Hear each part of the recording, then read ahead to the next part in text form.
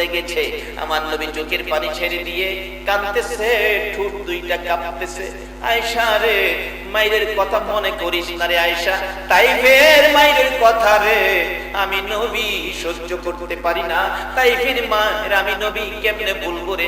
এত ব্যথা তাইফের জমিনে পেয়েছি, আর কোথাও এত ব্যথা আমি পাই নাই রে আয়েশা, তাইফের কথাটা আমি বলতে পারি না। কিছুক্ষণ পর আমার নবী আবারও কাঁদতেছে।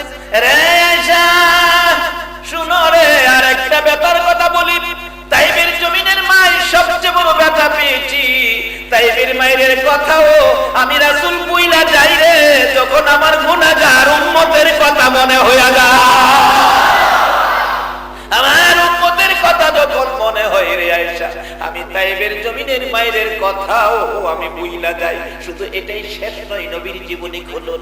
উহুদের জমিনে যেদিন আমার নবীকে মারতে মারতে দুইটা দান দান মোবারক শহীদ, মাথার লোহার টুপি ভেঙে টুকরা টুকরা করে দুইটা লোহার টুকরার অংশ মাথার দুই পাশে ভিতরে ঢুকে গেছে। এত গভীরে ঢুকেছে, আমার নবী মাঝে মাঝে টানতেন খোলার জন্য। টান দিলে মন কয় কলিজা খুলে আসবে, লোহার অংশ খুলবে না।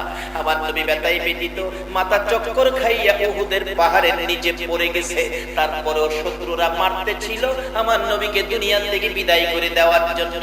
এমনি সময় হযরত জিবরাইল এইভাবে দুইটা হাত বাড়াইছে, প্রভু গো তোমার বন্ধুর কষ্ট সহ্য করতে পারি না। দুইটা হাত বাড়াইয়া নবীকে কুলে উঠাইয়া টান দিয়ে তাদের সামনে থেকে সরাইয়া নিয়ে আসছে। উহুদ পাহাড়ের মাঝামাঝি নিয়ে গেছে। একটা উহুদ পাহাড়ের মাঝামাঝি নিয়ে জিবরাইল বড় একটা পাথরের সামনে দাঁড়াইয়া ডাকছে, এরে উহুদের পাথর, উহুদের পাহাড় রে, দেখ এই নবী যদি না হইতো তোরা কি হইতে? আমিও তো হইতাম না, কুল কায়নাত হতো না। দেখি মায়ের নবীকে মারছে রে, জ্ঞান ফিরতেছে না, একটু বিছানার ব্যবস্থা করে দাও, আল্লাহর বন্ধুকে শুয়াইয়া রাখি।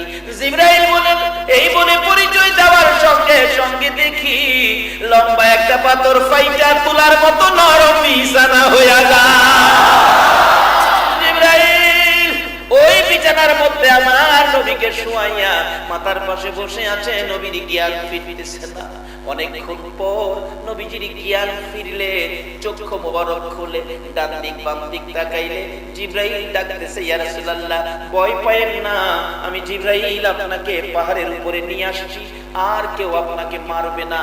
আমার নবী ডাকে, জিবরাইল আমারে তো পাহাড়ের উপরে নিয়ে আইছো, আমার উম্মতের খবর কি রে জিবরাইল? আমার সাহাবীদের অবস্থা কি? সাহাবীদের কি অবস্থা, কেমন আছে তারা? জিবরাইল বলেন,